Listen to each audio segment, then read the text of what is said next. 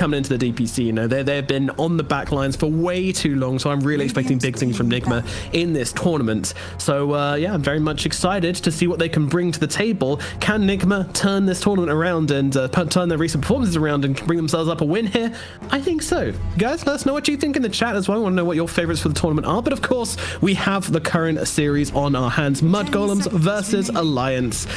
These two teams, they have not been performing as well as I would have liked as of recently, unfortunately. Alliance actually dropping down to the Div 2 of the other event of the Epic League, and Mudgolems, I think, did the same, if I'm not mistaken. Maybe I'm mistaken there. I can't quite remember, but either way, both these teams, yeah, so both of these teams really not performing how they would like to.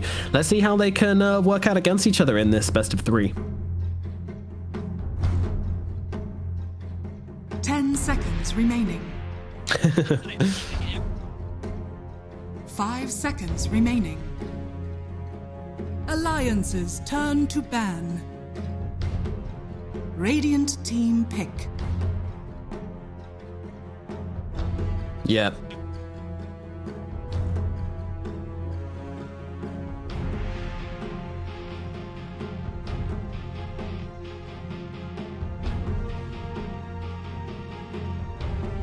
Seconds remaining. 5 seconds remaining. Yeah, Mudgolems, since the ESL1 Germany performance, which looked very good, they really have kind of taken their foot off the gas. You know, we haven't really seen that same impressive performance from them. You know, they were doing some crazy stuff where the Fata Morana was just being an absolute beast. And, sorry, not the Fata Morana, the Melana, of course, yes, was being an absolute beast. Fata Undying, they kept bringing out IO combos as well. And they had, like, a really nice strategy figured out. But then, like, when the meta kind of developed past that, I feel like they didn't really move on. And they're going to go for the first pick Morphling, wow. Are they been watching OG? Is this going to be an Earth Spirit second? This is going to be an Earth Spirit second pick if Alliance don't stop it. 10 seconds remaining. 5 seconds remaining.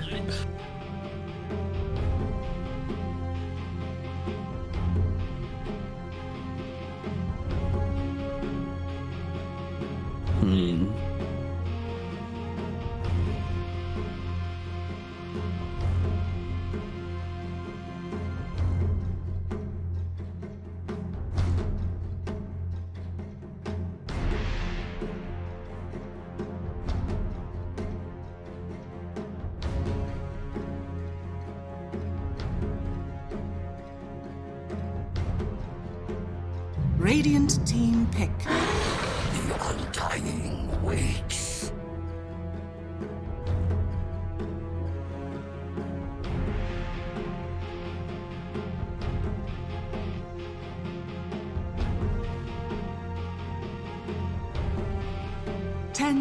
Yeah, they were really blowing people away in ESL. But so hopefully they do get back into top form. Of course, you know, family comes first, or whatever stuff's going on with them comes first. You need to take care of your personal lives before anything else, and then you can start competing, start crying out with some big W's whenever they're back on full form, which I'm sure they will be soon enough. They're going to start things with this Morphling though. Alliance are going to take the Undying out of their hands. I'm fairly sure Mudgolems were looking to either take this up or possibly the Earth Spirit. Let's see what direction they want to go in.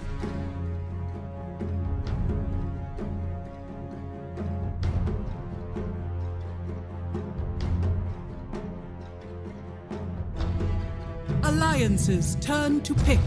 Earth Spirit.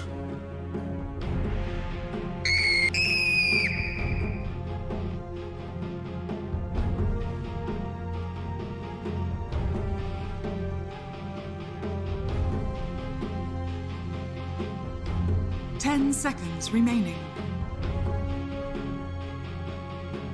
5 seconds remaining. Yeah. Yeah, you're absolutely right.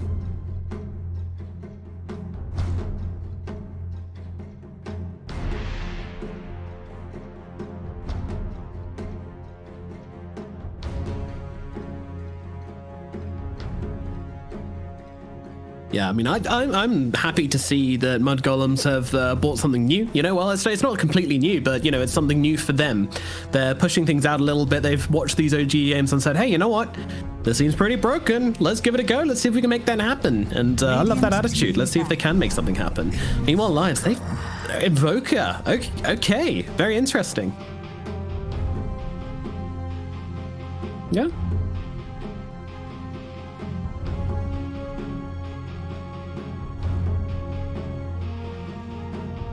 Seconds remaining. 5 seconds remaining.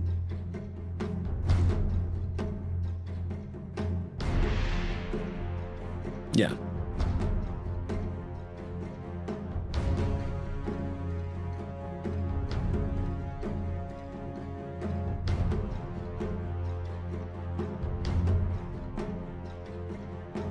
Alliances turn to ban. Radiant team ban. They really do. I still would have liked to see them pick up their carry here, though, because now you're going to just get all these carries banned out by Mudgolems. They've already got theirs. They're not really too worried about it, so Alliance probably not going to get any of these really strong heroes to play into Mudgolems now. 10 seconds remaining. Yes. 5 seconds remaining. Yeah. Agreed. Alliances turn to ban.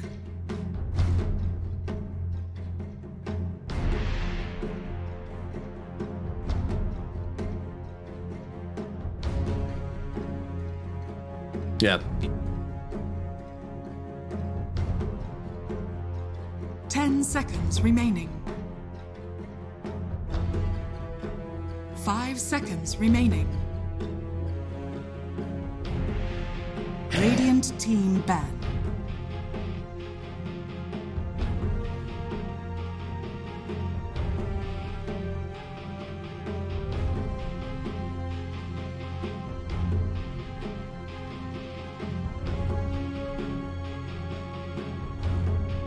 Seconds remaining. 5 seconds. So I'm expecting a spend ban here from Mudgolems. If they don't ban out that spend, I'm going to be quite concerned. I'm quite concerned, Stephen, because they didn't ban out the spend.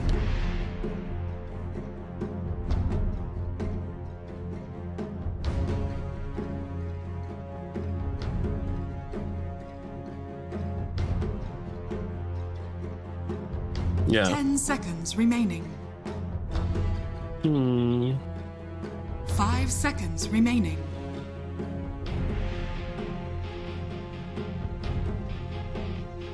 Alliances turn to pick.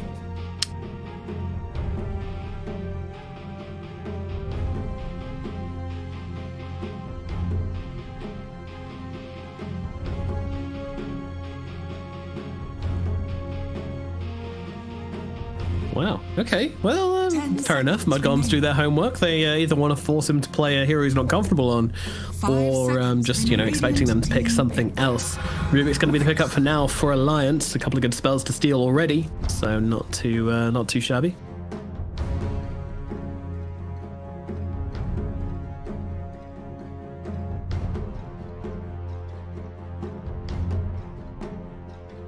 Seconds remaining. Yeah. 5 seconds remaining. I think you might be onto something there, you know. I think you might be onto something. He does love that hero. He certainly loves a bit of jugging.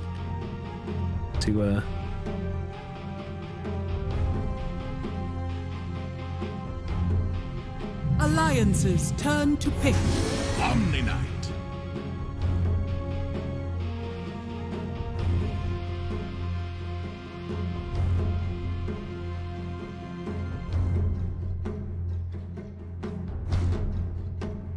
Mm-hmm. 10 seconds remaining. 5 seconds remaining.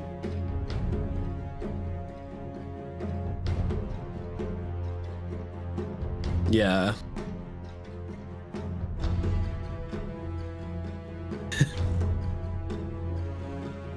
Yeah, it really is. It really is. I love what Mudgolems do. They're just kind of forcing Alliance to pick Sven. They're like, come on, guys, pick Sven. Pick Sven. We know you don't play it.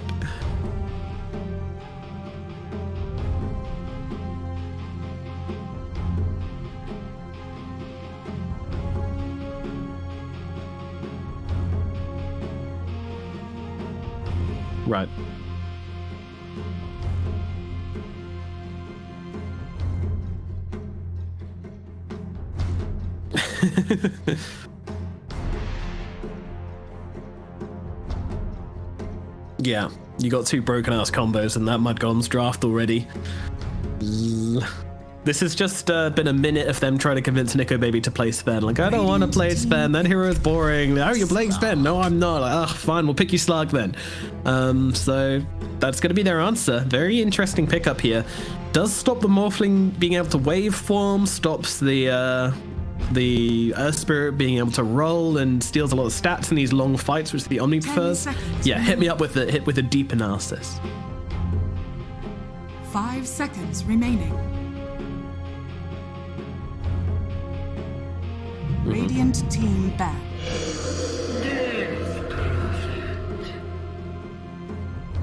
Alrighty.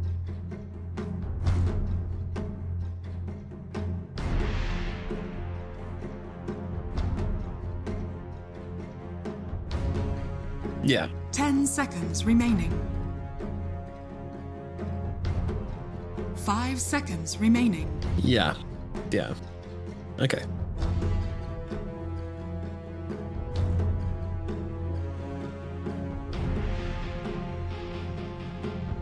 Tombstone. Oh. But he could though. 2 tombstones. 3 tombstones.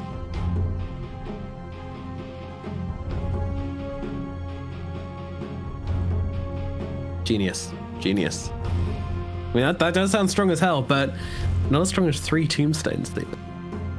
We'll leave that one for now. We'll leave that one on the whiteboard for the time being. We got some bans coming through from the 2 of these teams. Look like Alliance are going to need themselves an offlaner, and Mudgolems, they can either use themselves a mid laner or a carry or a offlaner as well. They've got their core positions open. Everyone can switch around here. DB can move to offlane if needed. The Morphling can move to mid if needed. They can play it any way they want.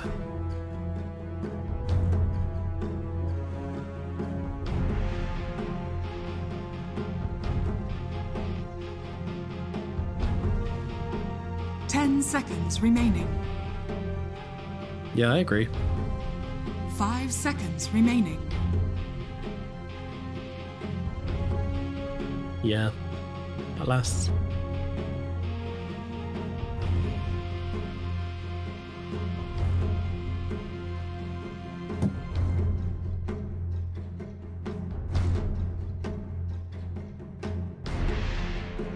Alliances turn to ban.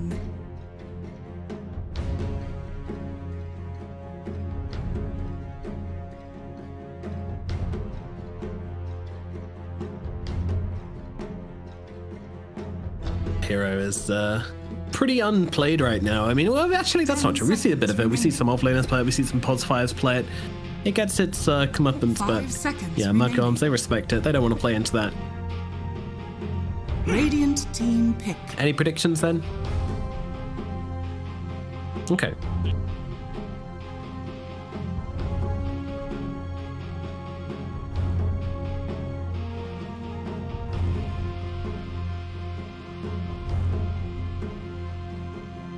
Seconds remaining. 5 seconds remaining. Possibly this Night Stalker mid they like to try sometimes. Alliances turn to pick. Oh. Thank you.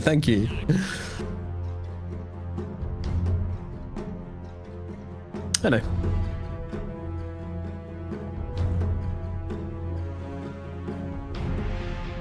10 seconds remaining. 5 True enough. Yeah.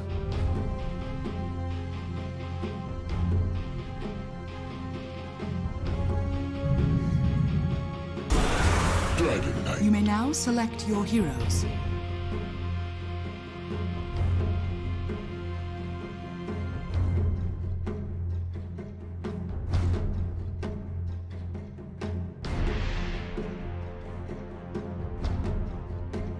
Oh, it is. Yes, Skid is playing the nice role. Although I imagine. Wait, they're playing with Supreme. Okay. Interesting. So they don't have their mid laner currently. Who's their mid laner usually? Oh, I'm drawing a blank here.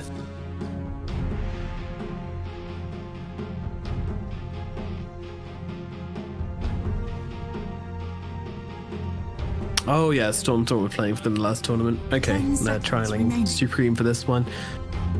Interesting.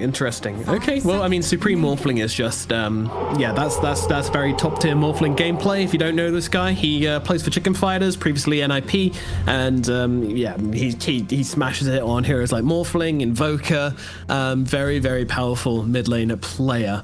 Yeah, I'm fairly sure though they probably want to run this Night Stalker mid though, because that's where Mudgolems have played it previously.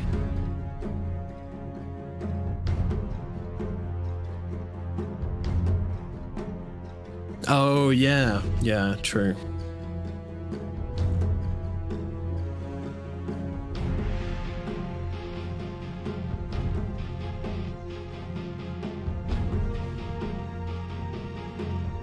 Heavenly Grace, yeah.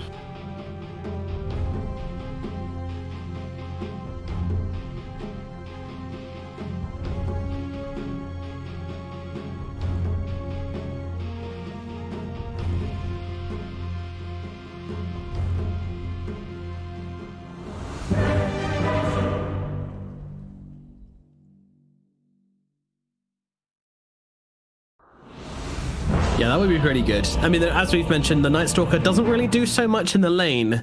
It's more about what he's going to be able to do when he hits that kind of level 6, level 7, and the nighttime rolls around. Can he get some kills on these key targets? That is how Mudgolems make this hero work. That's how they play it. Will he be able to do it? Well, let's find out. Let's get into game number 1 in this best of 3 series. It is Mudgolems versus Alliance here at the OGA Dotapit. Let us get into things. Limp's going to be heading towards that middle lane. He's going to be playing into Supreme on that Morphling at mid as Nightstalk heads down to the safe lane with the Omni Knight. All is as expected. Life. So,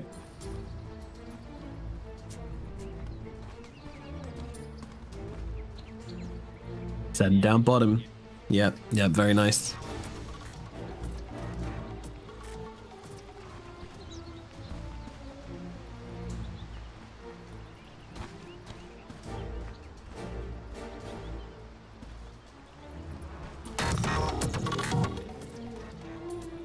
Thirty seconds to battle. Oh dear. Yeah, they need to do something about this. They need to be able to respond to that correctly.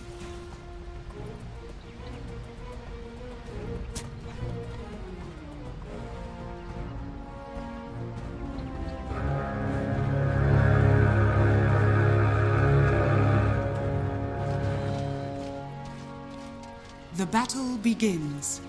Alrighty, let's see how this one goes as we get into this first game, and immediately straight off the bat, the FNG just running at Skitter, and Skitter's like, oh, I don't want this Undying here. Strength heroes, very annoying. It is really a game of strength here though, isn't it? We've got that pesky Heavenly Grace, we've got the Decay. Yeah, it looks like they are trying to make a swap happen here as Nika Baby just threatening onto Fata. Fata just trying to give the vision here, actually.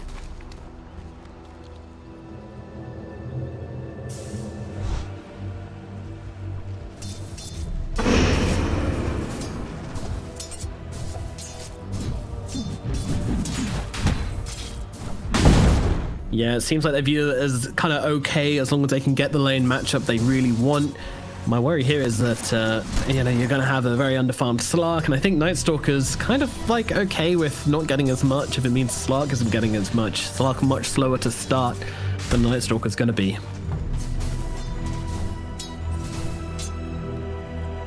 Oh no.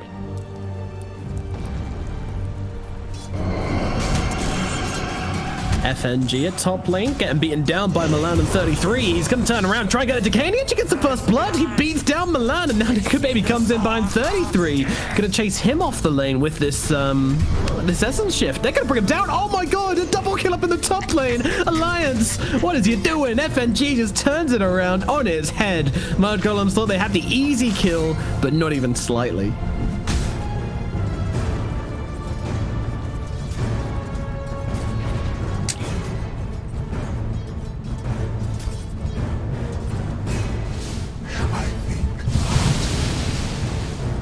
Supreme at mid. Oh no.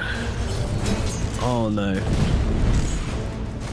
Kickback, he's okay, makes his way over to the trees. Nico maybe's got a creep wave coming into the tower, so really doesn't want to have to sit around and try and fight that.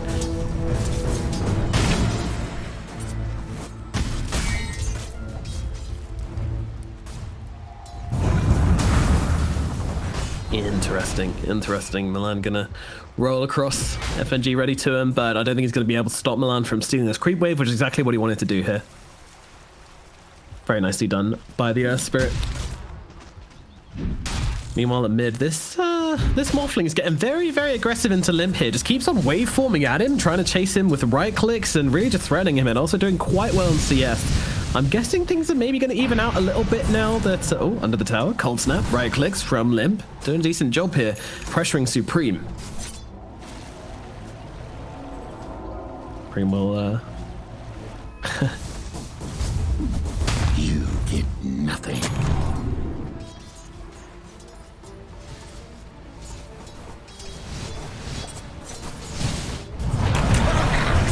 Goodness. Yep. Yeah, into these two strength melee heroes, he's going to feel very at home. Well, FNG, they're looking for the sniper in the mid lane. Lim comes in, they just blow him up. Goodbye, Supreme. Very nicely done. Tornado into the gank from the Undying.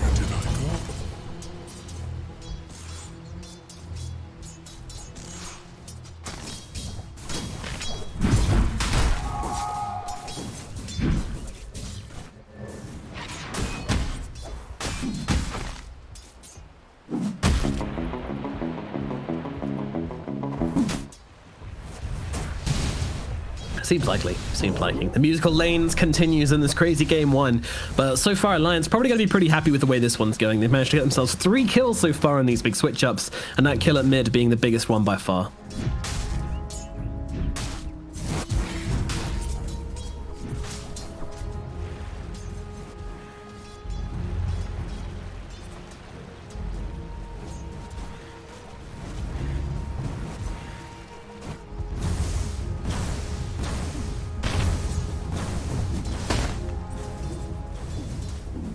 So, how are we expecting the movements from Skid of this game? So obviously, first night time is going to be looking for some action. As, talking about action, mid lane, Supreme, getting harassed by a Limp pretty badly here. Of course, has that haste rune, has that strength morph, he's all good. Meanwhile, at the top, S4 being harassed pretty badly. Void is out, the lift up and throw back from Handscan, and now the body block's coming through as well. These melee heroes, they can't get on top of him. The roll's going to be absorbed again by Handscan, just saving S4 as best he can. Rock's going to tear through both of them, turning around though with the Fade Bolt. S4 getting low. Skinner really wants to finish the job, but just doesn't have the range, doesn't have the reach, doesn't have the damage, and the DK will survive just about. But man, Alliance really utilizing all of their resources and both their heroes to make sure that DK survives. But now it's nighttime, the Night Stalker's really going to start to take over.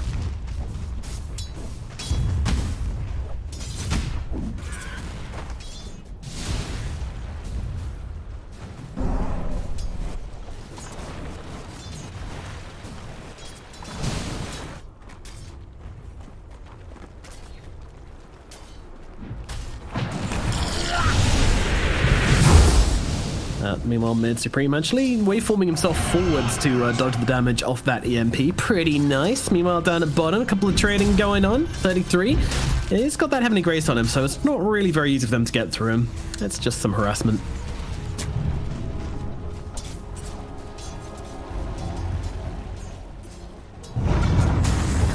Milan roll in into the middle lane. Oh, they don't quite connect onto Limp. Are they going to be able to go through this anyway? They're running themselves forwards. Dust comes down as well. Turn around, Tornado, Paintball! Handskin with the backstab kills off Supreme. He wasn't looking behind him, and the Morphling is able to bring down Supreme. Oh no, that is a critical death for the Morphling again. That should help. Oh no. Oh no, no, no. Yeah, this Rubik is dead. He's made a lot of space, you know, it's a happy death, but a death nonetheless. Meanwhile, down at bottom, 33, getting jumped a little bit by FNG as he's throwing down this tombstone. They really want to try and take the tower here. Radiant's bottom tower is under attack.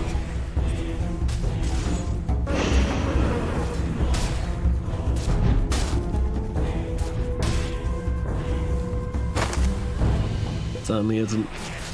Man, all the lanes not looking too fantastic except top, where Skidder is having a marvelous time.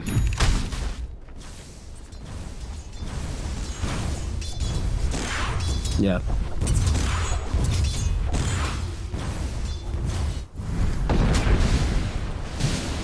Another jump onto Limp once again. You know, they quickly disengage, realizing these tornado combos are nothing to mess with. So Voka's a little too scary for them to really commit to these kills.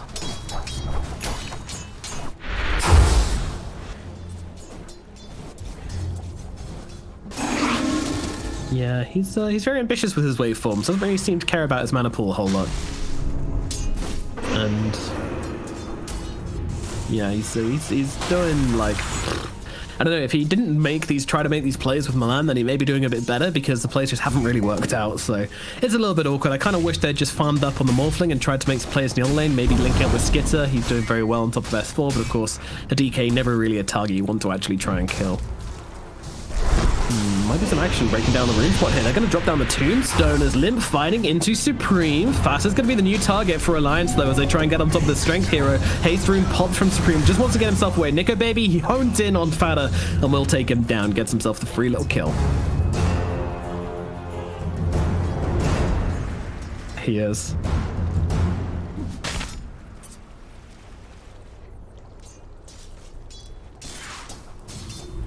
I know.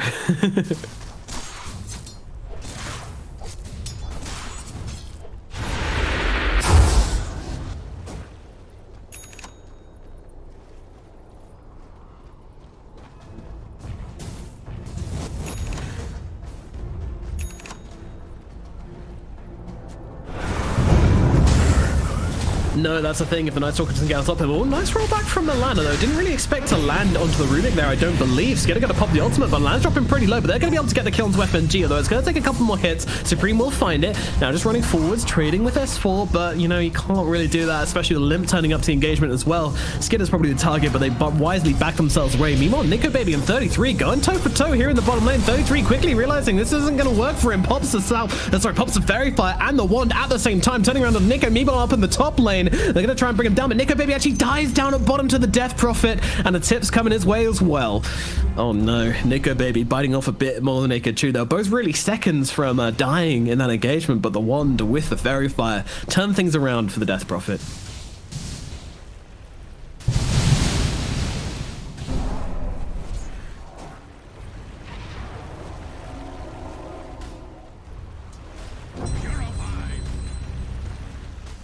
A rare lapse in judgment for the usually mechanically precise player that is Nico Baby.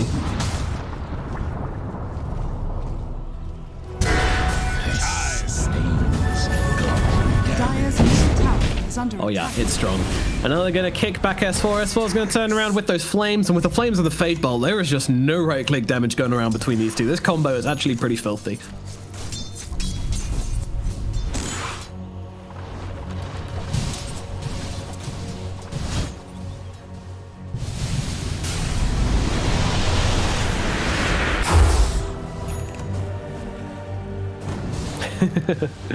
Nice try. Yep. He's not having the best of times in this middle lane. I mean, he's farming, I guess, which he's going to be content with, but would really like to be dominating this Evoker, it feels like, as he constantly keeps trying to jump on top of him.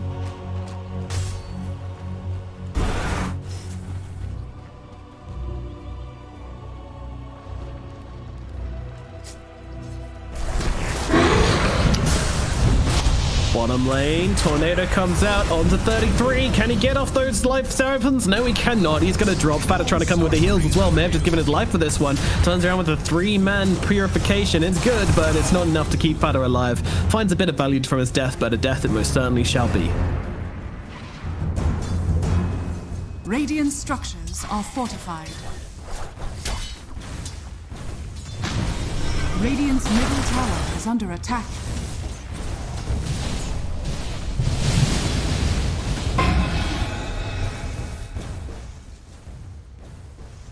Yeah, it's costly. It is indeed costly. And talking about the tower, 33 actually popping this exorcism to try and bring down Nico, baby. Do they have the cancel for the TP? They do not. He gets himself out with the Shadow's TP away. But meanwhile, a tower does fall. And I think that was the bottom tier one, actually, that ended up dropping there. So they get something.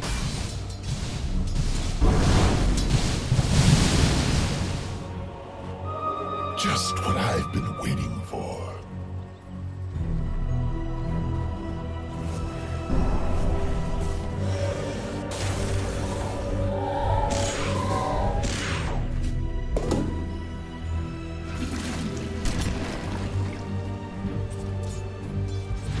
Let's see what they can do.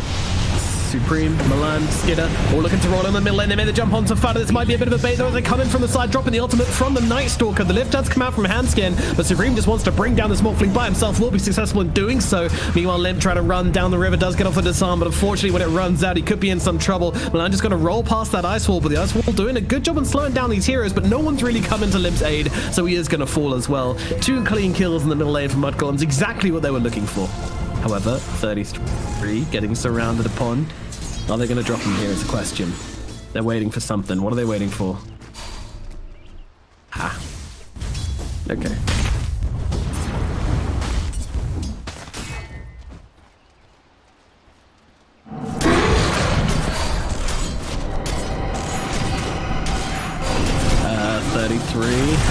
He is getting jumped on in the end here. They will be able to bring him down. Alliance, they just chip him down. They allow him to overextend. They jump him, and the Death Prophet gets punished once more.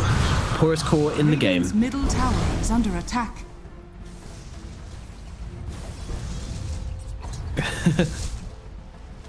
Leashes are good. Yeah. This line doesn't let around. Oh, yeah, they're looking on Supreme now as they just come collapsing on him. He certainly did. The strength morph not going to be nearly enough to keep him alive. He shall fall. Radiant structures are fortified. Yep. Oh, Nico even had the Echo Saber, but just mistiming it a little bit.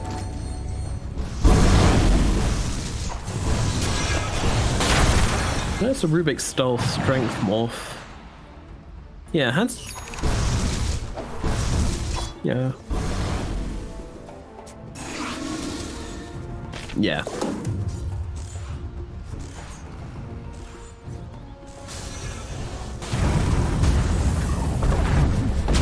Make yourself super tanky. Meanwhile, Undying being jumped by Milan here. Everybody else coming in for this one as well. I don't think FNG surviving this one. See you later, Undying. He is gone.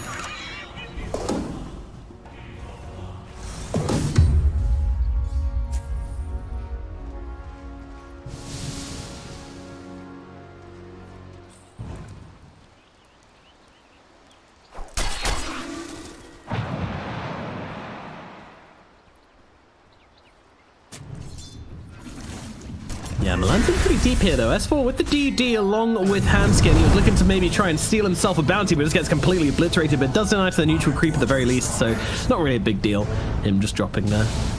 Radiant's top tower is under attack.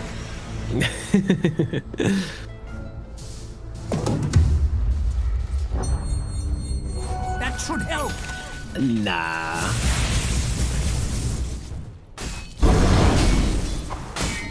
No, I like it. It happens so infrequently that it kind of feels nice that they just occasionally, you know, you can make that play and jump yourself in and end up dropping. I like it. Would have agreed if we were talking about suicides back in the day when Pudge could just like kind of had like a, what, 50% chance to just randomly kill himself and give you absolutely nothing. Screw that. Didn't like that at all. But luckily, those days are gone. Thank you, sweet Gaben.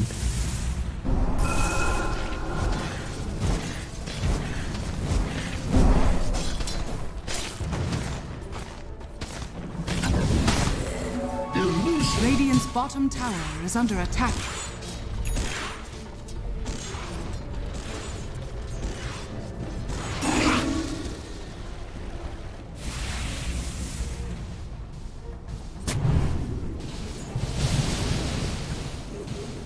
Uh-oh. Supreme could be in some trouble here. They've got the vision. S4's going to come through. Blink, stun, instantaneous. Can he get off the string morph is a question. Can do, but it's not enough. Supreme's going to get dropped. And that is a very, very clean kill from Alliance, just utilizing their ward vision and beating down the Morphling. Yeah, it was really interesting, that movement. Oh god. Yeah, it was very interesting, that movement though from Mudgolems, because it looked like they wanted to try something and then they sent their Earth Spirit down to bottom, so I don't really know what they were looking for here, but Mudgolems are making their way across. They want to try and interrupt this Roshan. Roshan down to about 50% HP. In fact, they're going to try and drop Handskin in mid to start this one off, but that is going to draw Alliance's attention and bring them out of the pit as they get a beautiful little EMP onto both Fada at 33, and they will drop Fada very quickly. No buyback on him, by the way. Exo is down though, and along with the science coming out from Skidder, they might be able to do something. 33 dropping low, they'll be able to kill him off. No more Excision, no more Skidder as well as they get off of this Night Stalker also. These two heroes will be brought down. The only ones left are Milan and the Morphling. The Morphling not even committing to that fight, just did not feel comfortable going in there, and that means Roshan is going to go to Nico Baby. This is a price which I'm not sure Mudgolems can really afford at this point.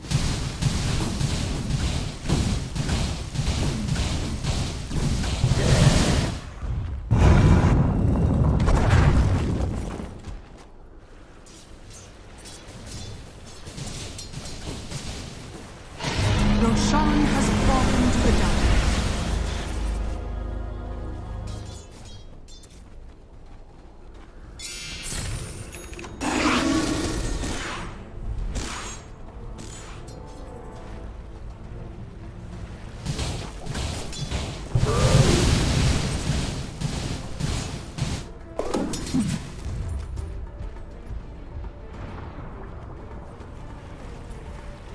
And this Morphling still needs his E-Blade, you know? He doesn't really want to commit to fights until he has this Ethereal Blade to try and blow somebody up.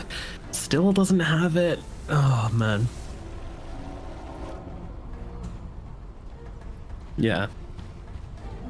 Radiant's bottom tower is under attack.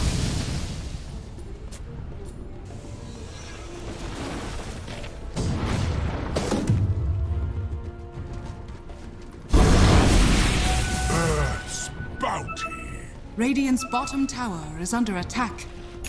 Radiant structures are fortified.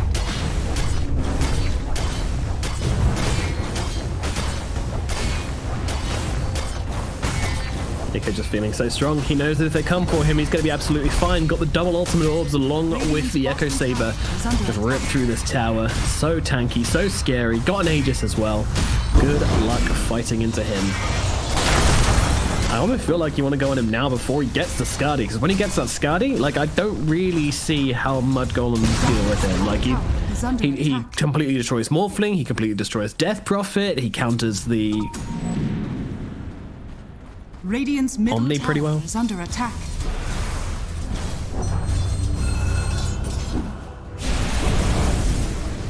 Because this is, as I mentioned before in the drafting phase, this is a kind of Dota which Mudgolems used to make this team really stand out in ESL 1 Germany. It was all about the heals, it was all about the sustain, and it was all about the Undying and the IO and the... I don't think they played Omni back then, but Omni is kind of like the new IO. And it got figured out, unfortunately. You know, you just buy a nice quick Skadi, you get the Spirit Vessel, you get all these little things to add up. Of course. Radiant's middle tower has fallen.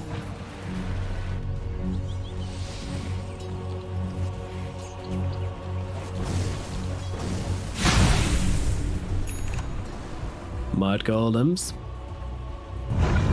Smoke up from them. They are looking forward, and they're going to try and find someone. In fact, Fada's going to be a great target to try and bring down his, not Fada, FNG. The other side support gets dropped. Great start to the fight. Now, can they follow up? He is. He's saying, come at me, bros. See what you can do. And now it's actually S4 that goes in. Tornado actually catches out onto the DP. Supreme makes his way out of this one. Nico Baby's going to jump in. The GA gets popped to try and keep 33 alive. 33 is, I mean, it's not enough. It's not nearly enough. The DP gets wrecked all the same. Another hero dead for the side of Mudgolems. As double damage. Nico Baby coming in, looking for more.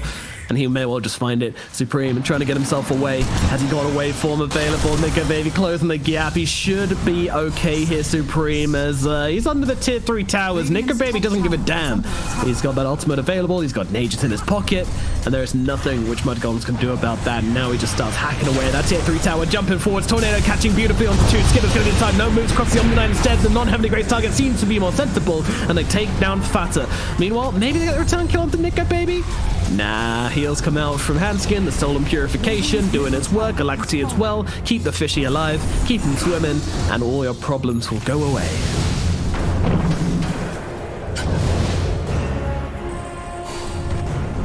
Oh, the fake back, the fake back. They don't fall for it. Mudgolem's very disciplined.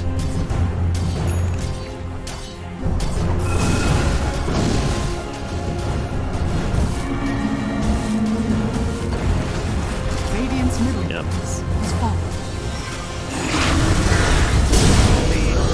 Oh, stun out onto the Morphling. They will wake him up. They've got that Heavenly Grace onto him as well. Meanwhile, in comes 33. He's done a decent job getting the silences out, and now with the Spirit Siphon, they'll be able to take down FNG. Nico Baby's still relatively untouched in this one, but Alliance, I think they just want to get themselves away.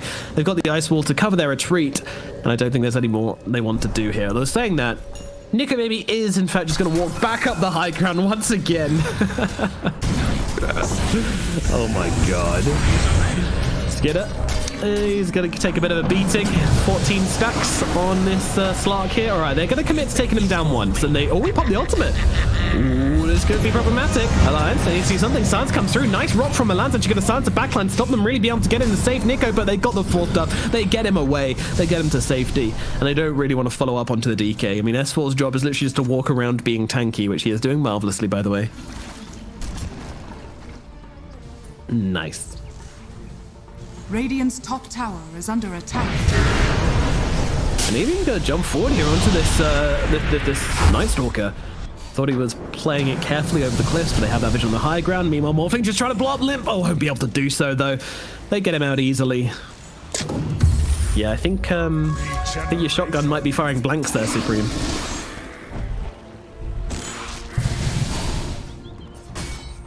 Radiant's top tower is under attack.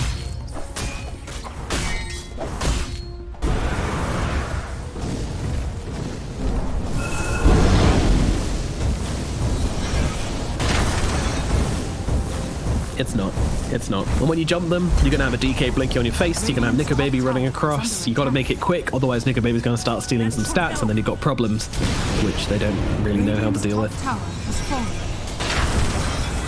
All right, give me some bright news. What can Mudgolems do? Is there any silver lining to this game? Is there a way back into the match?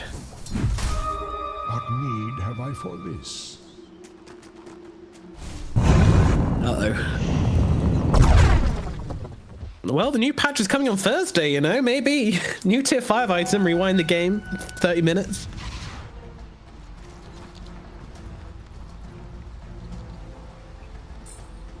Bounty.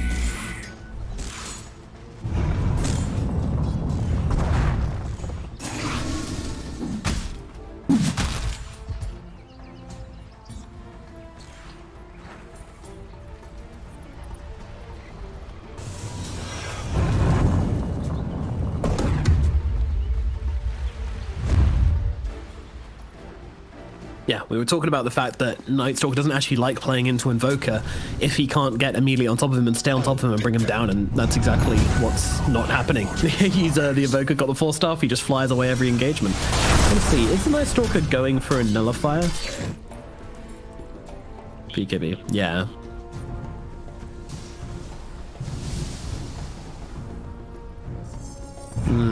Yeah.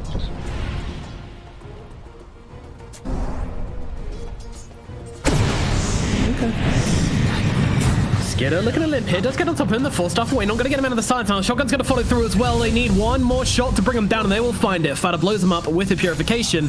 They bring down the Invoker. The first big kill we've seen from Mudgolems in a very long time. It is big, but unfortunately that lane's being pushed in really fast, so they need to send some heroes back to deal with that.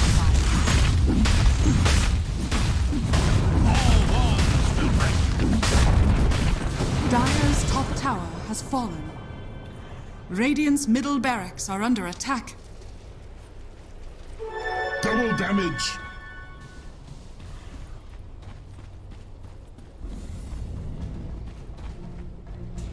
Yeah, they can't really do much with this, unfortunately. Now S4 sees the Morphling. Hey, bud, how's it going? Oh, okay. Ugh.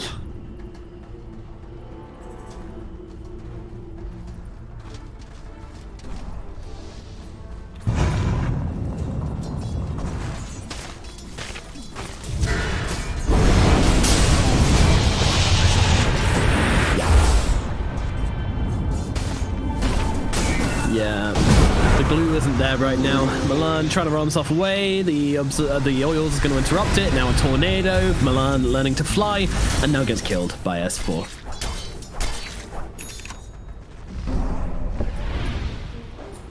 Radiant's middle barracks are under attack.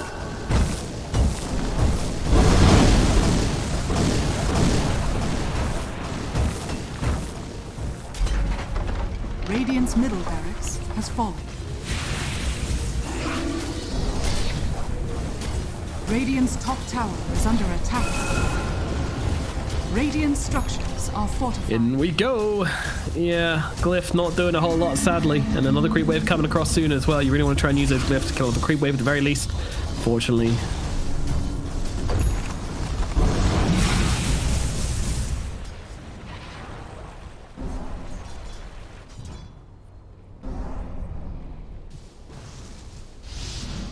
Yeah. That's what I want to see. Death tax. See Skidder? Hey bud, how's it going? I'm gonna pop the ultimate on Skidder, try and find a far target here, but it's actually Explorer jumps in, immediately stuns on Skidder. He gets woken up as the Omni Knight gets jumped by Nico Baby. Nico Baby pops a BKB, blows up Fada easily, and now the tombstone on the high ground might cause some issues. Nico Baby just doing whatever he wants inside this engagement, pops the ultimate just to take apart Milan, moving from target to target. They can't take anyone down on the side of Mudgolems, even though they have this ultimate going from 33, even though they have the Spirit Siphons, even though they have the silence from the Night Stalker. It's just not enough. Supreme gets dropped, they'll move across, they'll look towards 33, the final here on the side of Mudgolems, and he's going to be an easy kill as Nico Baby slides back into it. S4 will finish the job, and that's it, folks. GG's called for game number 1. Alliance take it convincingly. Alliance victory.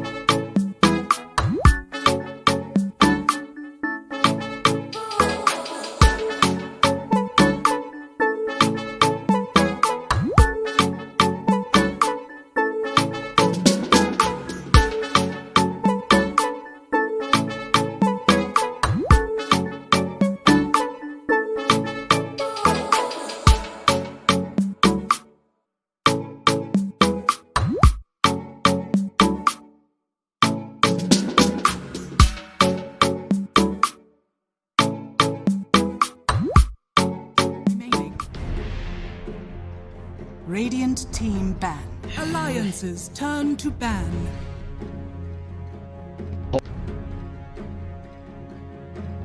Radiant team ban. Hopefully. Alrighty, let's see what they can pull out of the game. Looks like we've got a very fast banning phase coming out from both of these teams here. As it's Io, Void, PA, and Lena. No big surprises here, just getting those big OP heroes out of the way and looking for something else. Now, Mudgolems, are they going to go in with the first pick carry again? It seems like the Morphling didn't really work how they wanted it to. Alliances turn to pick. The undying waits. Alrighty.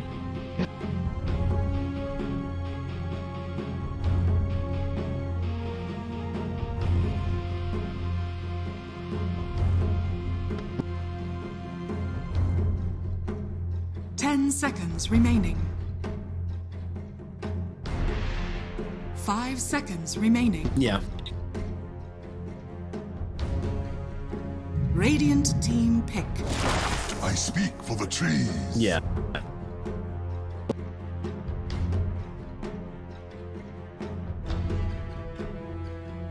Alliances turn to pick. Morphling.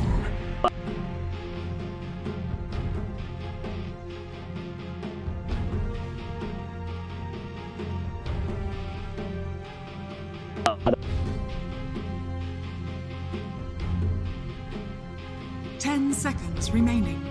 Yeah, that's still fair enough. You know, I don't think this combo is necessarily bad. Last time they got the Earth Spirit, I think they wanted the Undying though, right? And this time they get it. So, yeah, it's a strong combo.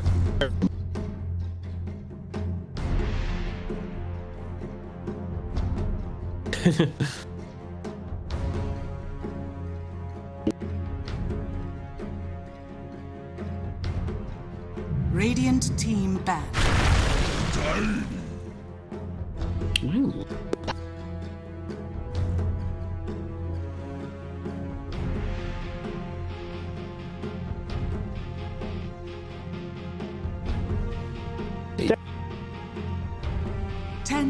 Yeah, remaining. Yeah, I can get behind that. I like Tiny. I think it's pretty nice. It gives you some burst potential for this Morphling. They really want to put pressure on this Morphling, you know. They can tell that Supreme wasn't comfortable. He had a bad game last game. I don't think it's unfair to say that at all. I think he did have a bad game on the Morphling. It was very rough. And they want to keep on putting the pressure on an Alliance. So they're picking heroes which can take advantage of that. Makes a lot of sense to me. Yeah.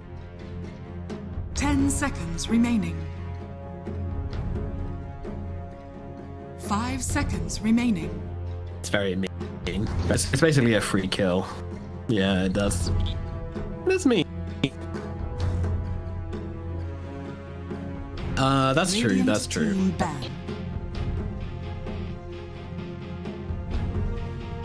Agreed. Alliances turn to ban. Yeah. Yeah, like I like the ulti and I like the adaptive strike and the waveform. It's just a tribute shift just feels weird. Like it doesn't feel like any other spell in the game, and it's so strong. And it's the hero bonkers. Yeah, like 5 seconds remaining. Yeah.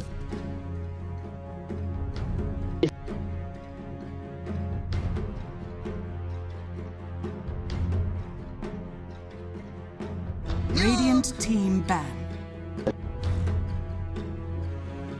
Quite agreed, sir. Quite agreed. Yes, hopefully they do something, give it a bit of the older rework. Another one. He doesn't need it. Yeah. They just scrap the hero. We don't need him. Who would miss him, right? OG would miss him. That's about it. Yeah.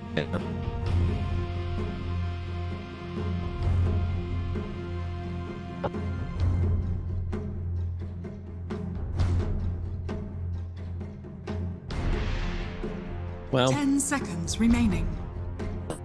Yeah. 5 seconds remaining.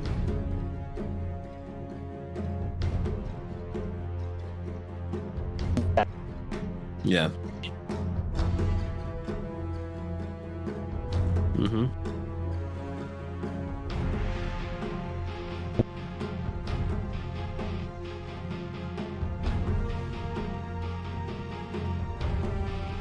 Alliance's turn to pick.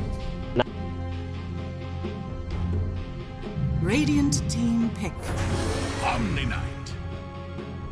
Oh no. Alliance's Oh turn no. to pick. But yeah, I was about to make the point that Alliance, you know, they're just not playing Sven recently. But Mudgolems going to take it anyway. They say, hey, we're not risking this. We don't want to risk giving away the Sven. We'll take it ourselves. Sven without an Omni. I don't know, man. 10 seconds remaining.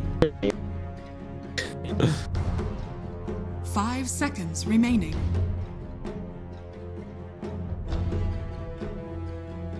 Yeah.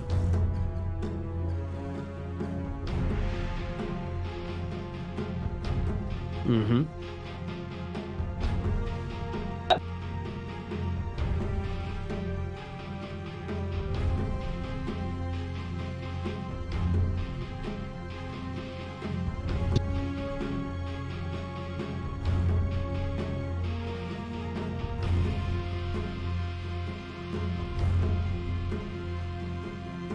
Yeah. Jug?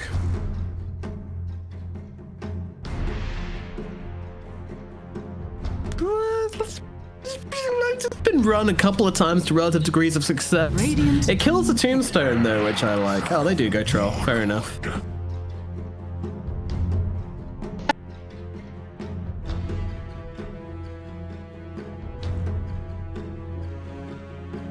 Yeah, I'd like to blow our trumpet a bit more as well, but considering the patch is like 8 months old, you know, I don't know how much I can really celebrate that one. But sure, why not? We're the best, we're the smartest, biggest brain casters in the world. Tide Hunter.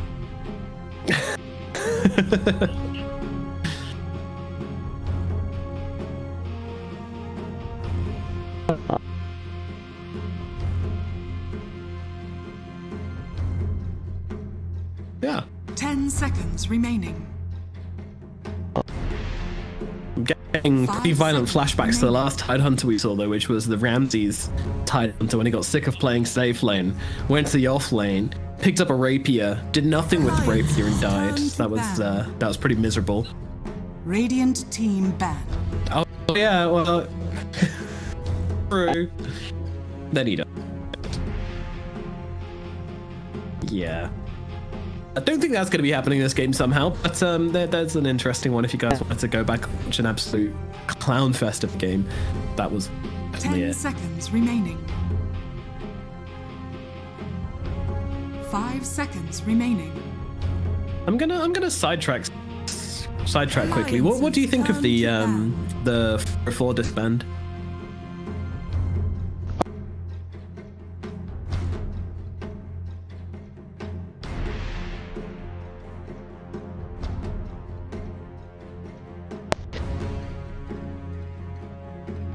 Seconds remaining. 5 seconds remaining. Yeah. I'm sure they will.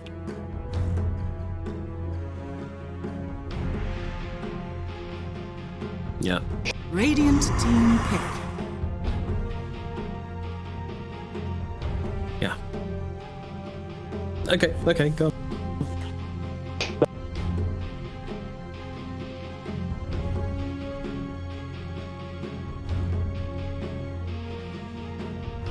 Seconds remaining. 5 seconds remaining.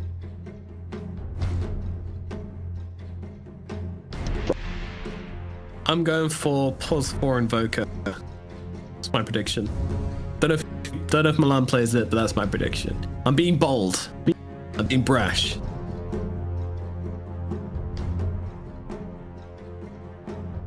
I think it's nice just to have the tornado into the troll warlord and just kind of control them up a bit better. You also have the deafening blast, cold snap, you know, all those things are pretty nice. You can kind of just play around. There's so much you can cancel this game, so much you can purge off. Feels pretty good, I'd say, but also pretty vulnerable to the troll and the tiny. Yeah, I think Rubik is like far and away the most likely cool, but I think they might want to spice things up a little bit. Let's see what they do. Turn to pick. Ooh, we both suck. It's a Phoenix coming out for Mudgolems. It doesn't tickle a pickle?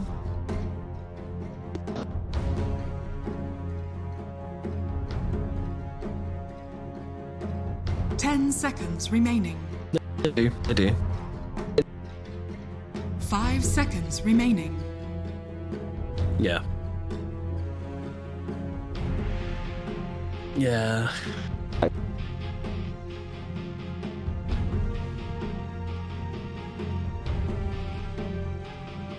Yeah, that seems pretty likely. I mean, there's a lot of things since I feel like you need something with attack speed in this final pick from Alliance.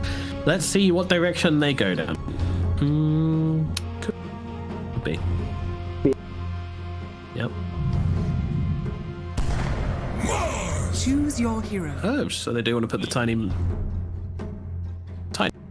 It's the NP, right? I think they've done this before. Nature's Prophet 4 and Mars offlane, although they're not picking up their heroes straight away, so they're having to think about it. Yeah, there we go. 4.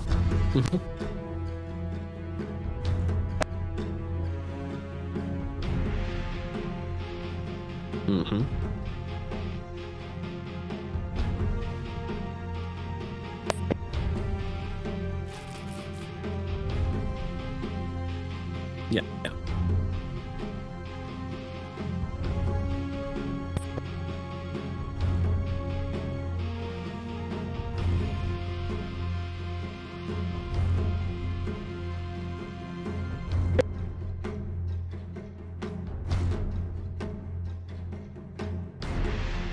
Fair enough. I think that's that's very fair enough. I mean, Alliance did outperform last game. They really did, but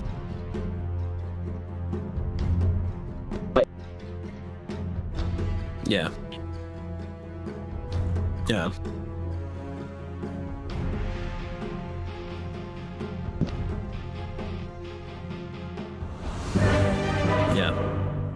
Yeah.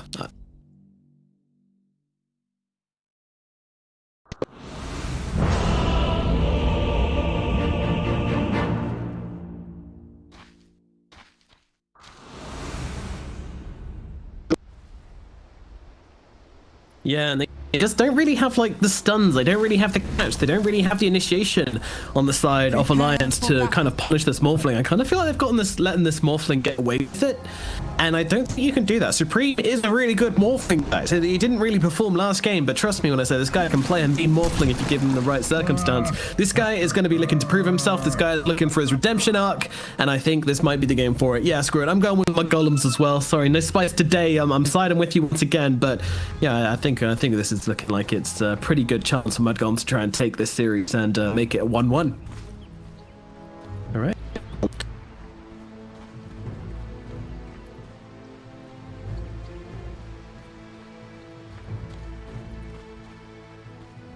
I stand for the light.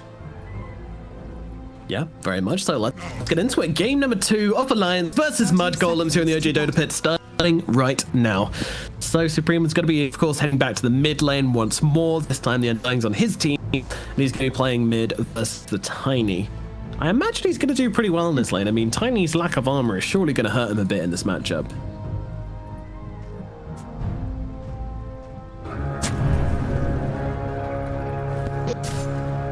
Yeah, get the creeps. Surrender to the omniscience. The battle begins.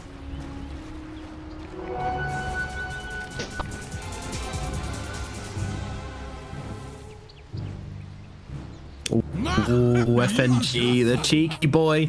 He wrapped around the back, grabbed himself the bounty rune, and that's going to secure Alliance 3 bounties.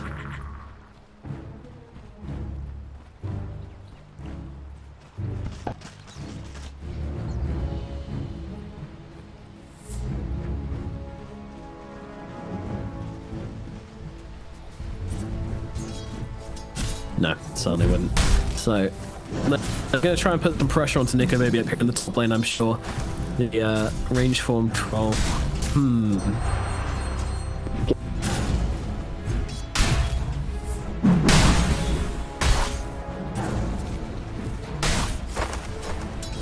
Okay.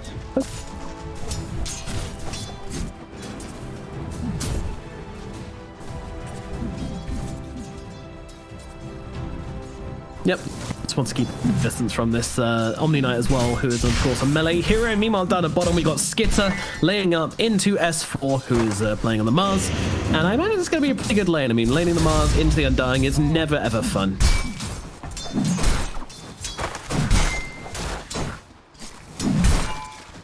God's thanks be with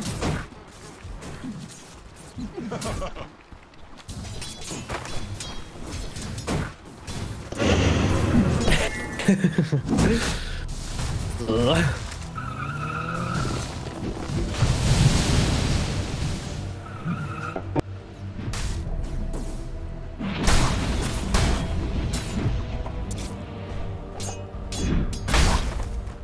Yep, that makes sense to me. All checks out. So yeah, the side phase, I'm imagining it's going to be pretty quiet unless obviously the Morphin gets caught out on low on full Agi, which I think is very unlikely, or FNG on the right TP's away. We'll just about make it out and we'll survive on the Omni. Any TP to tower?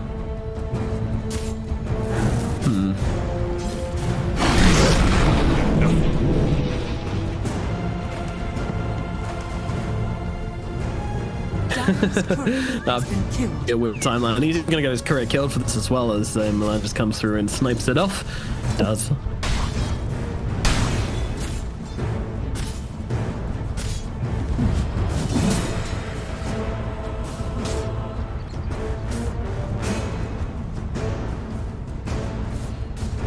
Still no first blood just yet, as down the bottom lane, Skidder 14-4 compared to the Mars, who is 7-2. Man, he is not getting a lot.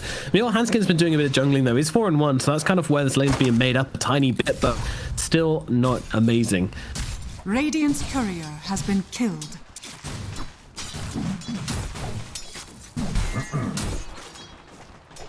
Yeah, they need him. They need those little wins.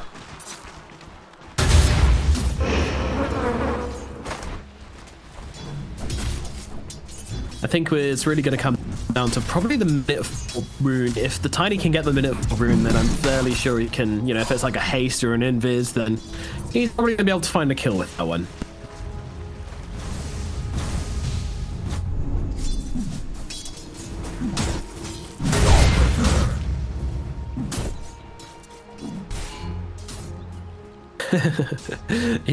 You've done your work, Ward. Now, good night.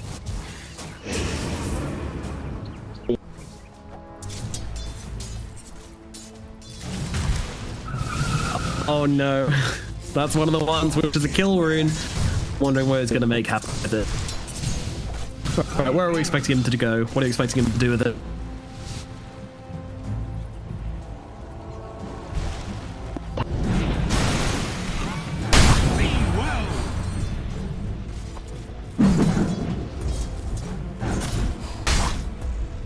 Oh, FNG, if that connects. Oh, didn't quite connect with the second Fire Spirit. It's not going to be enough to bring down FNG now. As 33 is going to be jumped a little bit, but oh, FNG, big mistake. Walks into range off the gush. I'm fairly sure 33 actually just left that one up. I'm not sure if he's been using it, so some baby kind of caught off, but holding the skill point, and it pays off pretty big there.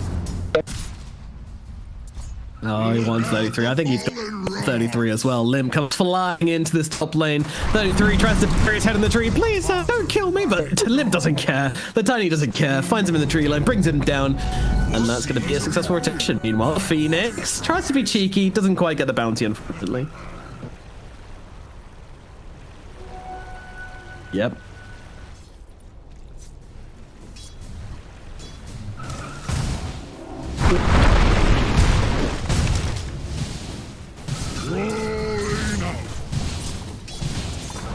Very nice. 2 for 6 on the bounty runes now for Alliance as well. I think their wins where they can. It's pretty big. Meanwhile, down the bottom lane, Skidder jumped a little bit by Hanskin and S4. They really kind of committed to this kill. Looks like they are. The body blocks from the tree. It's pretty damn good. Skidder, he can't run away. He's stuck by the creeps. One more right click will be near the contributing. Doesn't connect. Spear comes through. They grab it with the spear. Beautifully thrown by S4, bringing down the spend.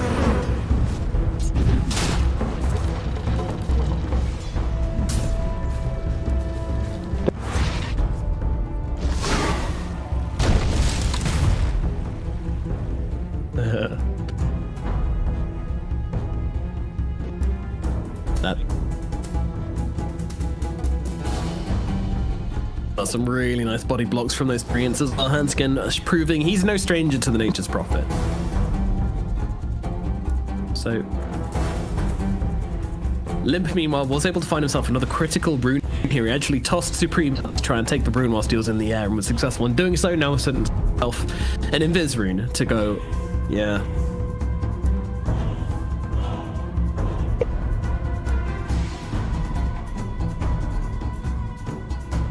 Yeah.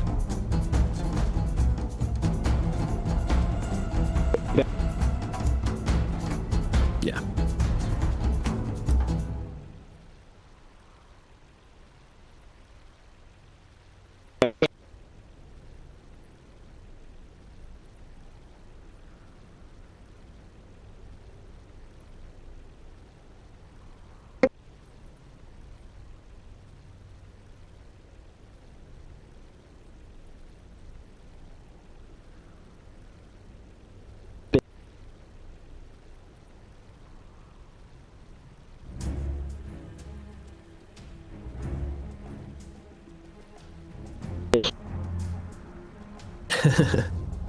Yes, crack his hard exterior to get to the soft interior out of the dream. But yeah, right now this net worth chart is looking very, very good for Alliance. They have got 3 cores holding the top 3 positions, and that graph looking pretty tasty as well as things starting to fall in their favor. What? I mean, these lanes have kind of just been quite nice for them. They've been winning their little trades, making some really clutch plays to turn that top lane in their favor. All 3 lanes now going their way, but it is close. It's not super convincing, but still pretty good for Alliance. They're gonna. It's most surprising for me is how bad the lane Skitter's had. I mean, we've seen Skitter as well. You know, he's been really struggling throughout the past kind of few. I mean, past few months. In carry position, and you know it is about Mudgolems. It's about how they want to play. They don't tend to play the Skitter very much, which in this patch does seem interesting, but obviously, you know, worked in ESL Germany. It's a strategy which can work. Radiant structures are fortified. Yeah, he was ready for it. He's going to be able to defend his tower because of this, I believe. Fortification has actually been used, but they're looking at Hanskin right now. Stealing the tiny form, comboing up Hanskin. They're going to be able to bring him down. Fathom will clap him up, and that is a dead Nature's Prophet. You got to respect the ulti switch from Supreme. Of course. Denied.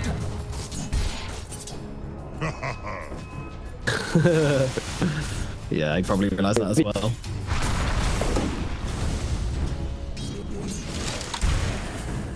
Ooh. Oh no. Look at Limp. He's stealing the enemy stacks. He's stealing their tied stack. It's really... Dire's middle tower is under attack. Yeah, that was for the tide. Yeah, that was his comeback stack. Doesn't have that anymore. He's going to walk to the jungle and be very disappointed. There you go.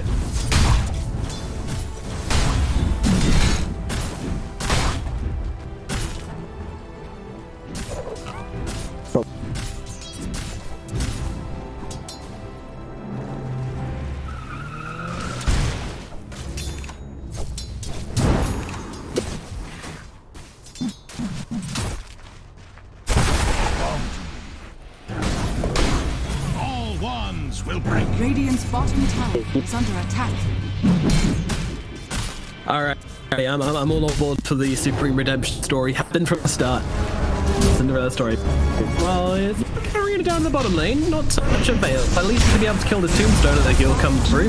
He's finished his job. We'll be able to do it. So they actually get the deny out onto it. And now with the trees, with the spear coming back onto the Sven, but I think S4's dead regardless. Don't really have time to play here. They're going to be able to run him down slowly enough. They do commit the Ravage for it, but they're still going to be able to give him that kill. Meanwhile, Supreme jumps in and gets himself a courier at mid. All is well. Mudgolems, they take a little bit back for themselves.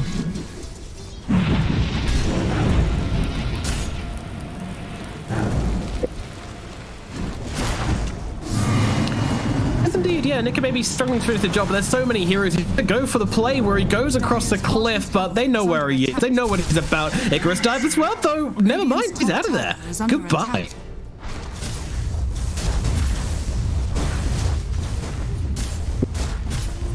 Yeah.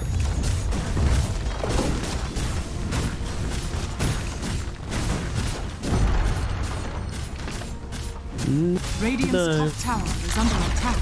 Radiant's top tower is falling. Oh, poor Fatter. Tried to heal himself up, but with just one hero nearby, that was a very, very small heal indeed. And the Paladin's going to be able to kill him off very simply.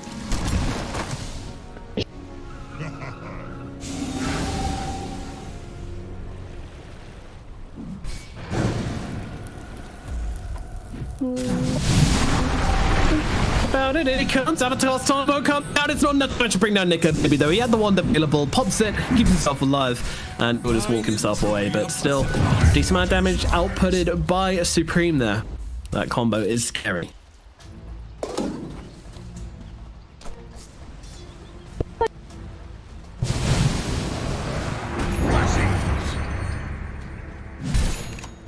Did FNG just pick an ancient creep? Oh, was it worth it, buddy? Really, was it? I don't think so. He just ran in purification to steal an ancient creep and then died for it. Poor guy. Take the creeps.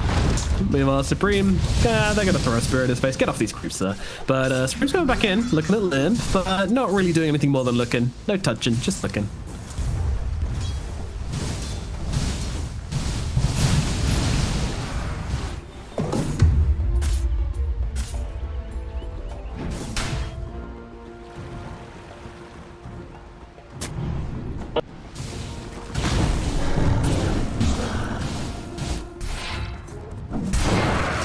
Yeah, Lions need to really dig deep and start putting a bit more pressure onto this Mudgolem side of this, saying that their Troll Lord is very, very farmed. He is doing very well for himself. The highest net worth hero in the game. He's heading towards that Yasha, so not going for the Battle Fury like you might have expected this game, but instead going for a more aggressive build to allow to fight Mudgolem sooner rather than later.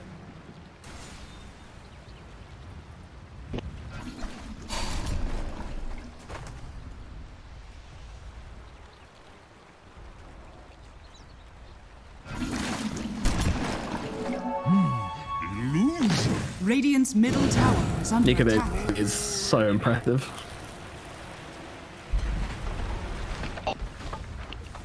Yeah, for sure. It's so annoying. Like I've watched them so many times, like in so many games where Alliance have played, where you know there's like 4-man rotation, 3-man rotation even coming in. He just kind of gets out in a comfortable amount of time as well. Doesn't really make it very close. But Limp's in some trouble on the high ground. They bring him down. They put the ultimate. Got strength coming through as well. Tombstone even being thrown in for this one. They're gonna try and save him. No, G come through along with the arena.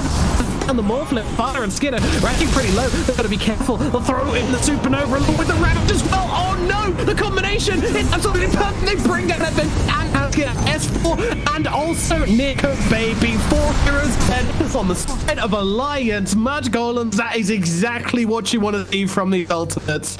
Woo!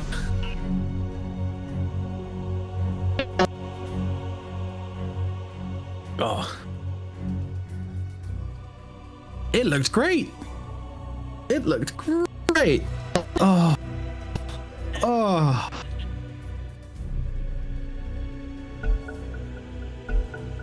Go it. Yeah. Dire's middle tower. Ooh, that buttered my crumpet. Yeah, that really buttered my crumpet. Let's go. Alrighty. A well-earned tier 1 tower there. Limp's coming in. He might be able to grab himself a kill. He certainly can. Brings down Skidder, but they want to revenge. They don't want to let him go down for free. LGG branch thrown out from Limp, and yeah, they realize now Mudgolems will limit it. We don't want to bet ourselves into a fight after that. That's a pretty big kill from Limp, though, bringing down the enemy carry.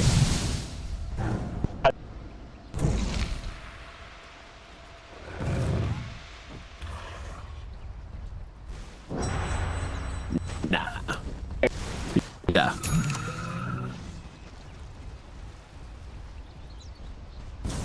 Radiant's bottom tower is under attack. No sorceries avail. Yeah. Radiant are scanning. Radiant structures are fortified. Okay. I mean, even with the Heavenly Grace coming down onto the heroes, I think it's good to try and go for the best. I guess you could maybe look for the Omni instead. Radiant's bottom tower has fallen. Invisibility. Yeah.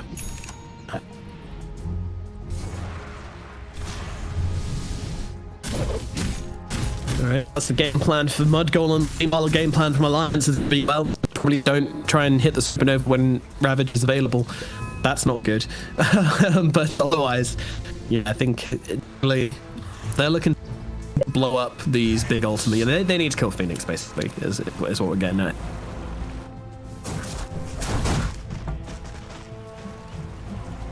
Yes. That was beautiful. Nice bit of combo. And Mudgolems, they needed that too, because they were having a little bit of a tough time keeping up with Lions. They are still behind in net worth, but the team fighting capabilities of Mudgolems is far superior than Alliance. Alliance need to be a lot more gold than this if they want to be able to fight into Mudgolems. Is under attack. Well, Bounty's being picked up across the board here. Alliance wants to get themselves three. What is this game? Every single time Alliance got They're so good, Bounty. Oh, there we go. They got two. They didn't. They got It's just a bottle user. I mean, it's just sometimes you get more bounties because you're ahead in the game and you control more of the map.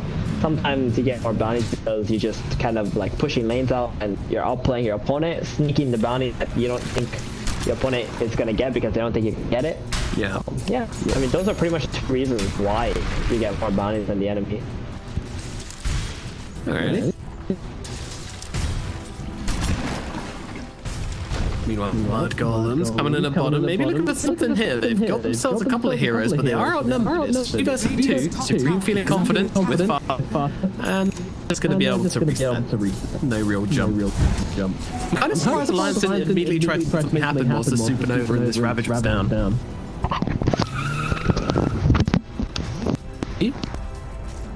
Yeah, I think they just got a bit shook by the team fighting capabilities. Like, even though Ravage is down, they still can fight, right? It's all about the Tombstone and the Morphling. This Morphling is pretty much unkillable in this game, just because of the way that he's playing. He's just using the Morph into the tiny damage instead of just using it to right click. So it's making it very hard for Milan. Oh wow. Oh dear. Milan. He feels good about that. Up in the voice lines too. He knows he's outplayed them right now while Lance is trying to make a play. FNG. Yep. Give it a little bit of a poke, a little bit of a prod, you know what I mean? It's really from him. They're gonna defend bottom, but they're playing under vision right now. Milan might. He's gonna be dead in like 2 seconds. I'd say it's less than 2 seconds. Pretty quick. Might have. Exactly. That's gonna expose the ward though, and it is gonna allow Mudgolems to actually defend the bottom tower. This Tidehunter has become unkillable, essentially. Are fortified. Yeah, he's a big old watermelon. Gonna take a big old knife to cut through him, and they don't really have that on the side of Alliance right now. Maybe if the troll can get on him in the ranged form without getting anchor smashed, then that could bring him down. But at the same time, the troll's not that hard hitting just yet. He's not really going for much very like damaging build. Yeah, he's going for a BKB. I don't know about that. Like, he doesn't have the Battle Fury. He's not going for some super carry build. He wants to play aggressively. I wonder if he needs to go for a Diffusal Blade at some point against Mudgolems throws. But he also needs a Basher though, because he's fighting against his men. A lot of shopping. It's a bit busy right now. Meanwhile, FNG being chased by a string skitter. He wants to take him out. He's going to actually pop the GA for himself, so that's going to keep him alive a little bit longer. Meanwhile, it really comes down, but the egg just in time to stop the spinning. That's going to keep the Phoenix alive. But it is supernova on cooldown for rather a long time. I feel like I'm not going to be too sad about this. I mean, they get out 2 of their heroes. It's pretty big. Yep, FNG got a bit fortunate, so missed his waveform. Very lucky. Talking about Supreme, he's in some trouble here in the middle lane. Lim jumps in with a combo. Hands can get off of him when they take out that Morphling. Oh dear. Misstep from Supreme, staying out a little bit too deep, a little bit too long. And he's going to be the only hero that drops in the last minute of gameplay. That's pretty bad. Indeed, he is the very Mudgolems for sure in this game. It looked like he was on pace for a really good timing on his E-blade, but now that he's dead, still needs 200 more gold before that's completed. And we're probably gonna look for a smoke right after that. Sven and Tide has overtaken Morphling in his own Dire's top elite. tower is under attack. Still very healthy, I want to say, for Mudgolems, even though they're a bit behind in terms of net worth. Yeah, it still feels like they just have this huge teamfight advantage, which Alliance haven't really shown much initiative in overcoming right now. But, you know, maybe this troll is going to be raid boss. Maybe once he gets his beat, he's just going to be running around the farm doing what he wants. We'll see how effective it is in taking down these Mudgolems heroes. I always feel like if he had Battle Fury, I'd be really scared for the side of Mudgolems, but because he doesn't, I just kind of not feeling like he's going to reach this godlike stage. Well, if he goes for Battle Fury, then it's really easy for Mudgolems to actually take the initiative and run into Alliance, right? But going for this Yaka BKB allows the troll warrior to, you know, engage in Mudgolems if they ever try to do something. He's going for a sun and then the Basher. Really good call here for Mudgolems to actually take this Roshan and put down.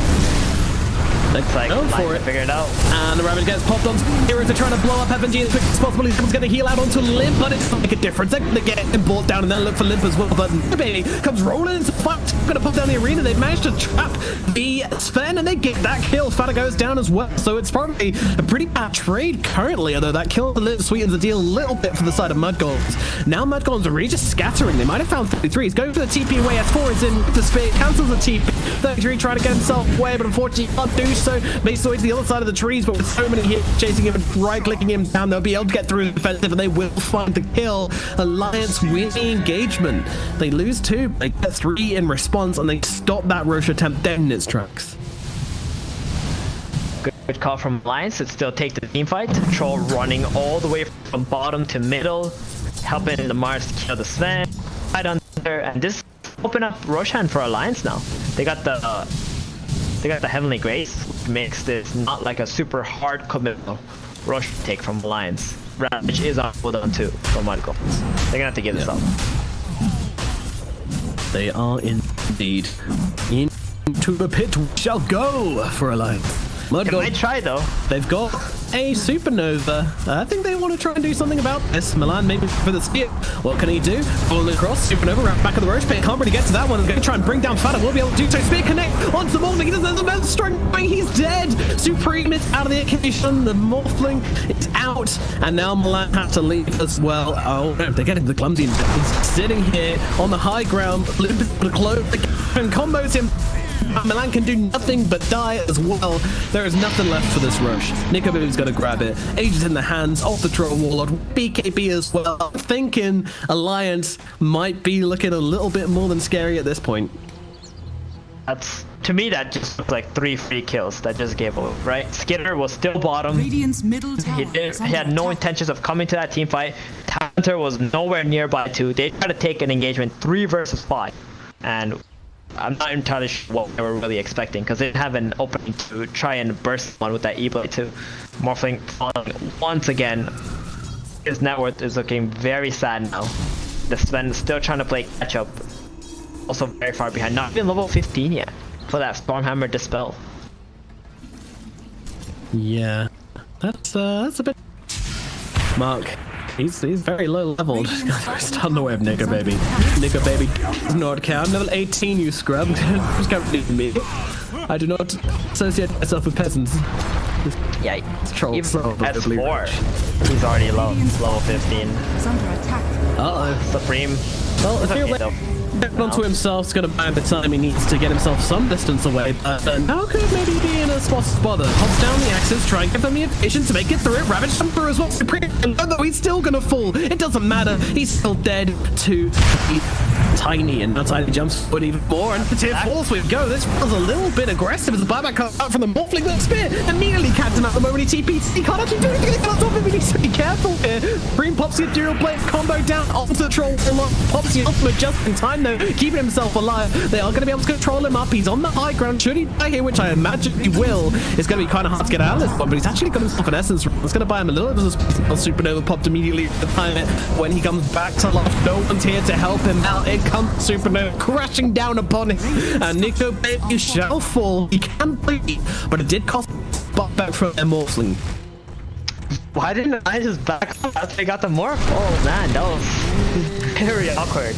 Tier up, giving away the troll, his ages, a life. I mean, this is an opening for Mudgolems to actually just get a little bit back from this map.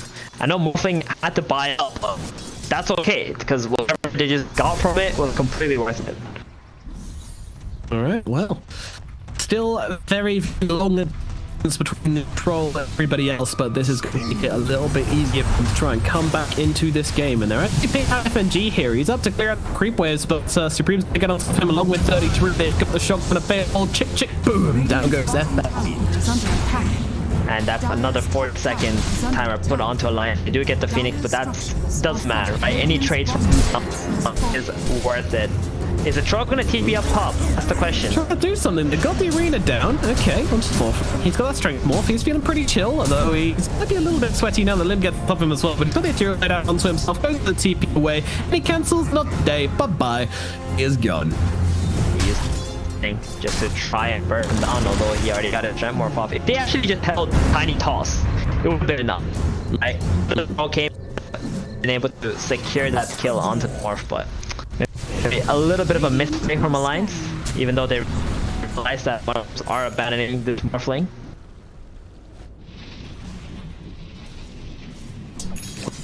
Five minutes, 13 to 15 is the scoreline with a 13k gold advantage for Alliance. Still a huge advantage though for now. Look at this position for Nature's Prophet, currently in the second place net worth chart. Yeah, I just realized that too. Haskin.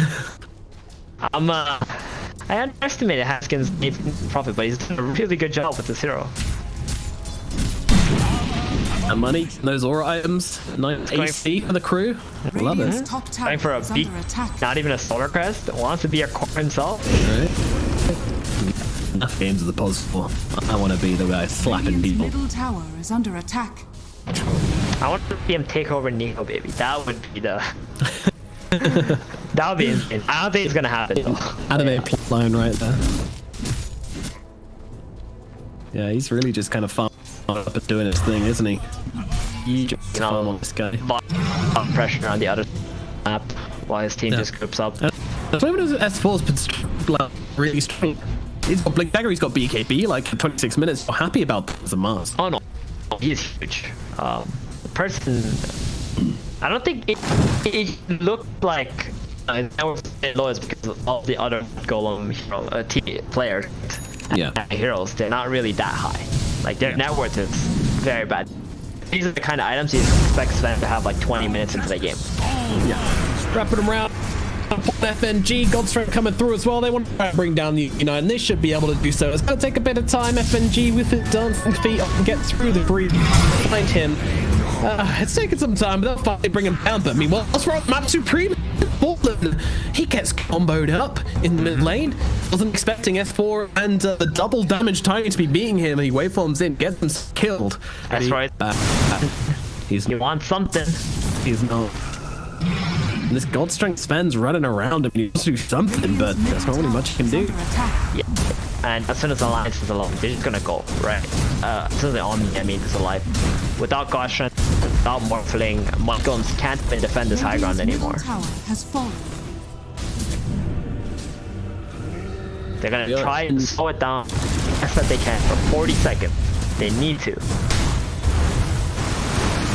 They need Morphling back before they do anything. 33 is going to jump himself in. He popped from in. He really wants to get the toss back. Won't be able to do so. Catch the Crickens, but still, damage being dealt to this tower. Skidder goes in and really jump. It's going to miss with the spear. So, Spear and Fire, kind of just chilling inside this arena. It's pretty nice in here. Oh, don't really mind. So fortunate for Mudgolems that tossed the snap hit onto 33, because with that BKB down and S4 drop the arena, that's going to stop all Alliance's teamfight capability. It's going to back and off. They know if they the tower, they're just going to be in really bad position 10 seconds from then.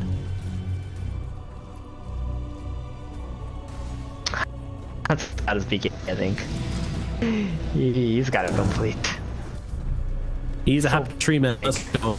He is. Yep. He is. Living the dream. Chilling bottom, farming up. Oh no, I see a paladin sword on a troll warlord. That is that's definitely you're on the side of Mudgolems. They're trying to set up on him here. I don't know how much they can do. Stun gets thrown onto the Sun Ray as well. They get a decent amount, but he pops Ultimate, turns around onto the Sven. Doesn't put himself into running away with it as a BKB of his own. As Stream tries to blow up FNG on the back line. Will be able to eventually kill him off using that tiny. But now this guy's real trouble to toss away from Supreme. Gets him out of there. Oh, he dies regardless as he was able to find him. The new Super is coming down, trying to give the cover they need to retreat from this engagement. I'm not sure how much it's really going to do though. Alliance are going to look these heroes inside the TPs are coming out. One gets out. Milan around and puts the creep in a little further. 33 TP away. Milan just says bye and leaves the map entirely for some reason because he can do that. I don't know why, but all the same, a nice retreat from the side of Mudgolems, but all the same, they lose the spend, and that is going to be quite sad for Mudgolems once more. I mean, every time they make these plays, it just seems like they don't bring enough. They don't have enough in the tank, and then the rest of Alliance just show up and kind of like great cheese. Yeah, a bit of a miscommunication from Mudgolems. They thought, or Skid thought that 33 was going to go out and ravage that Troll Warrior. We're just going to start smacking on him, but they didn't, and Nico Baby just popped up. He can man spend super easily. And what happened to the toss there was he tried to toss him back to 33, but 33 blinked in for the ravage. So he ended up they started. I was exactly extremely confused. That makes sense. Yeah. Not what they wanted to do. No. That's what ended up happening. I saw him fly off the screen and then just kind of like back in the middle of everything, and I was like, oh, sorry, Spen. Mudgolems, I think it would have actually worked out half 33 not blinked in, so they could have allowed more towards 33, and then he could have ravaged with really positioning in the egg. But because the Sven ended up back there, and the 33 also committed to the fight with the Tidehunter, it's an awkward fight. Dotapit troll, looking too much here. Together the BKB just turns it around onto the Morphling, and in comes Lim. But he's able to tank up into it somehow. Finally gets taken down though by the spear off the path. Then Mudgolems desperately trying to fight into this one. Looking at Nick Baby. Oh, it's getting kind of long. Sunray doing it. Up him as well. Trying to close the gap. Unfortunately, just doesn't have that app, so he can't close the gap. Turning around now, Bissell actually gets on top of him. Nick Baby's just trying to fight up. Will finally get killed off. It took that time, but they get him down. FNG as well is going to die to the sword of the Sen. S4 on the run. They reach to close the gap as Lim comes in the back. It's S4 getting out. It looks like everyone gets out here. Maybe spoke too soon? Nah, Lim's too tanky. Go down here, and they've actually got the cautious of losing their spend. As S4 comes back in. God's rebuke. Look at the fat net comes through as well. 3 just gently stack into the side of S4, realizing it's not really good at anything here to save Fata. Fata will die. It's a very awkward fight. A lot of heroes on full HP and full mana, but can't really commit to each other. No, it's because of Hanskin. He was pushing the bottom tier 3. That's how the engagement broke off when Getter TP bottom got cancelled, and Mudgolems kept having to TP people or try to get someone down there to stop Hanskin from taking their ranks. So really good from him. But this fight started off with Alliance, or at least Nico making the one taboo against that you never fight into these grounds, right? As soon as the Tome landed up there, even though you have a BKB, even though you can man fight the Sven or the Morphling, it was just so difficult to bring that Tome down, and that's where Alliance found themselves being stuck and losing the Troll Warlord. It's so hard to play into this tombstone when it's up on there, especially with the heroes they have. It's actually really imbalanced because of the mischance as well onto the hill. So you can't really guarantee that tomb to die. Plus you have to worry about the Undying Soul ripping it, and also missing.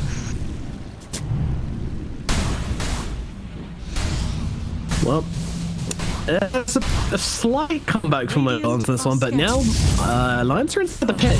They're very aware of this on the side of Mudgolems. They have a available. They're going in. They're trying to interrupt this one. Can they do so? Nick Baby trying to rush. Ravage comes through as well. Roshan is below. They don't take down S4. Hanskin as well. Not that healthy. Roshan will fall. Nick Baby picks up it, but the kill of Hanskin is the same. He's going to fly it back. Come back in on this one. Nick Baby trying to run down the Undying. Well, they're on top of him, but in comes the Jay from the side. Stop that spends damage. He just has to run out of the pit, but they're leaving 3 behind. He is pretty fast on this Tidehunter, but not quite fast enough. It looks like from inside the pit. it, they will be able to finish the job. Hanskin brings him down. I'm back into this fight. Skinner's on the run. Morphling as well. Once again, Mudgolems, it wasn't bad, but unfortunately, the moment that Roach fell and that Aegis went into the hands of Nico, maybe the fight really was over. Supreme to get the waveform up into the high ground. They look to turn us around. In comes the Lance, sweeping them through, and he's tracking with the sun ray off the Nico, baby. Might finish the job. It certainly will. A toss back from Lim, but Skin all full of hurt though, as he's going to lose his life. Has back available on the spend. No cold strength makes it not attempting to use it, and now Alliance still on this high ground, and with this HP they can take this tower down so quickly. Nico baby as well, just so darn fat. Buyback comes out from 33, but they're moving on to the barracks now as well. Alliance back at these buildings. They need to do something here as they shove 33 onto the front lines. Nico baby can those further stacks up. Oh my goodness, that's a lot of damage. Pops a BKB to get himself away. Hanskin as well. The BKB from him. They don't have the front. She's just teeping out for their very eyes. Go forward now from the line. TP out from FNG. Any missiles available? Yeah, the little adaptive strike comes and pokes him in the bum. Kills him off. So FNG will die, but not much. It's not much. And oh yeah, a little bit of rat coming out. Hanskin as he takes down the bottom range barracks, just doing his thing. You know how it be. Give me some nice as we have another fight breaking out. Here's the lane. Supernova's going to use inside that arena. Supreme, he's going to die, and they take down the Supernova as well. The egg gets popped. S4 gets a double kill. This is actually absolutely awful. Alliance have just absolutely played them over the past minute here. Hanskin, that great play, popping the BKB from the top lane to bottom, not going back into a defensive position, getting that split push on, giving Alliance enough time to regroup and come back in and shut go once again. Oh, this looks so bad. Very Mickey. It is. Just getting picked apart, left, right, center. S4 just poking out this top axe with his escalator. Troll middle, being buffed up. And every fight, it seems to be the same story. Skitter gets a kill on FNG with his ultimate. Oh no, they jump on him now. This one comes through. A nice combo there, using that tree toss along with Abyssal. But unfortunately, I think the tiny ran bees come swooping through once again, trying to slow things down with the Shivas. They have no range barracks left, by the way. They have 3 melee barracks left.